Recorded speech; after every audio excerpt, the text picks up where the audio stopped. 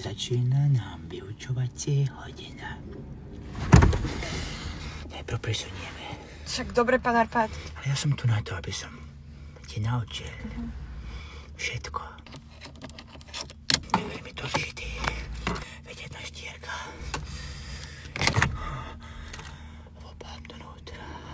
Skontrolujem riadiaci páka. Ručku.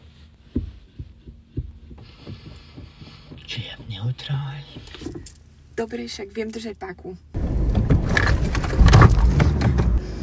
Ups. Klare, nemyslíš vážne? A ešte ti smiešný príde? Ale ja som... To tam vonku, keď spravíš, môže prísť niekto o život. Prepáčte, učím sa.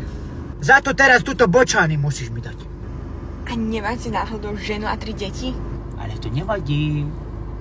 Ježišmaria. Takže, čo spravím, keď praskne guma? Vystúpim si?